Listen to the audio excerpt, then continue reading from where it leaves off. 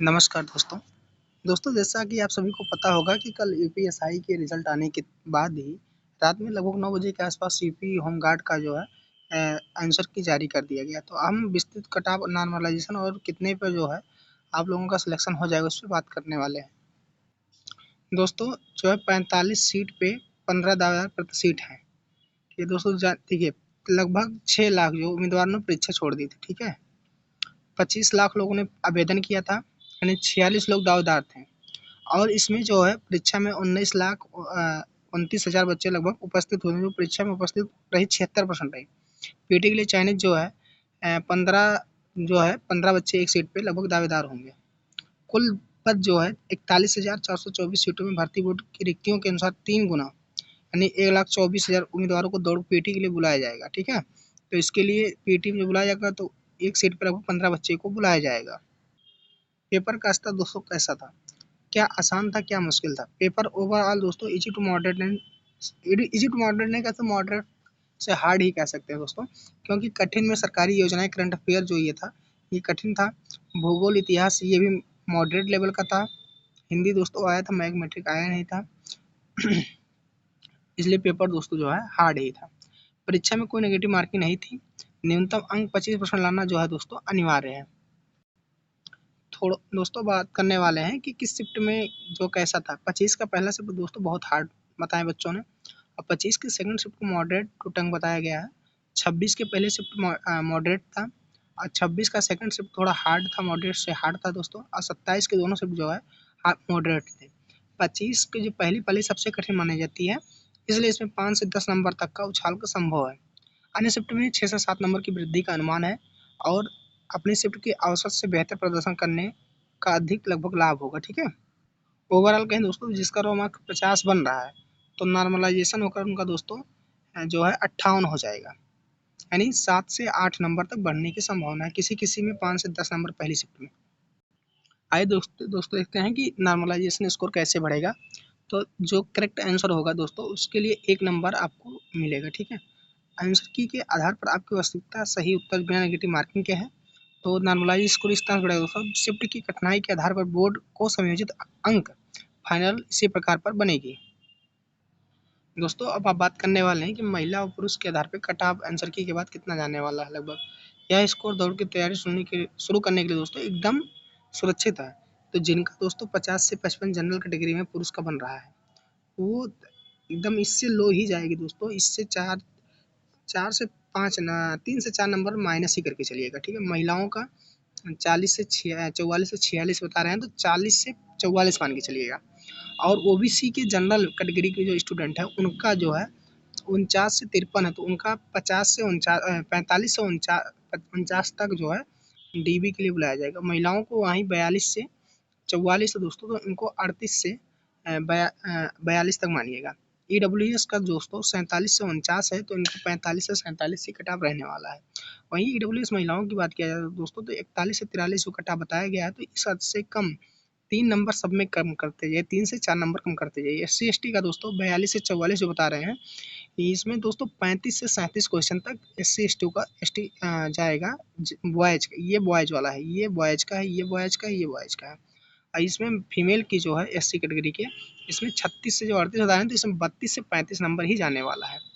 और ST category के जो पुरुषों का है 35 से 37 दोस्तों, इसमें 30 से 35 के बीच ही रहने वाला है इस एसटी कैटेगरी के बॉयज का कट ऑफ। और वहीं महिलाओं की बात किया जाए दोस्तों, तो सबसे कम कट ऑफ है एसटी कैटेगरी की महिलाओं को जो है 27 से 30 नंबर या 25 से 30 के बीच में ही इनका कट ऑफ रहने वाला है।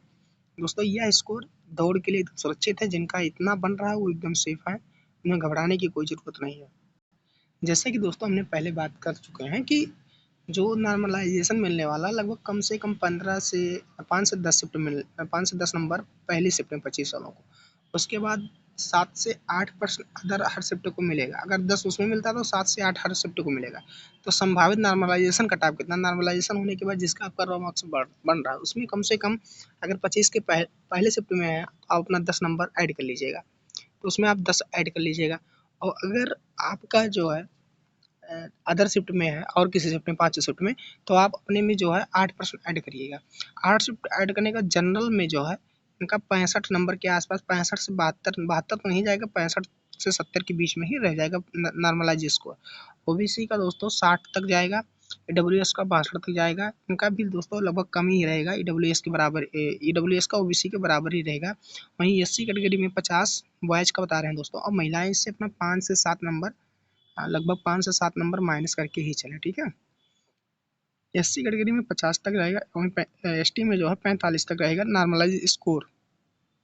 यह अंतिम जो है मॉर्निंग कटाव है, यदि आपका रॉक स्कोर कम है लेकिन शिफ्ट कठिन थी तो नॉर्मलाइजेशन के बाद आप इस कटाव को पार कर सकते हैं। ये घबराने वाली बात नहीं है कि फाइनल कटाव ये जाएगा।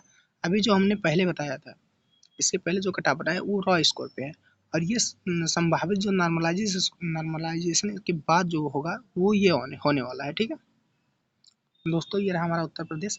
इसमें दोस्तों जिलावार जो है प्रतिवर्षता जो 75 जिले में जो 41,424 पोस्ट हैं, 44 जिलों में या 75 जिलों में, 74 या 75 जिलों में विभाजित हैं। हर जिले की कटाव वहाँ के आवेदक की संख्या और उसके प्रदर्शन के आधार पर थोड़ी अलग हो सकती है, इसलिए आपको हमारे द्वारा बताए गए कटाव से लगभग 4 से 5 नंबर मान के चलिए कम है, तो आप अपनी रनिंग की तैयारी कर लीजिए।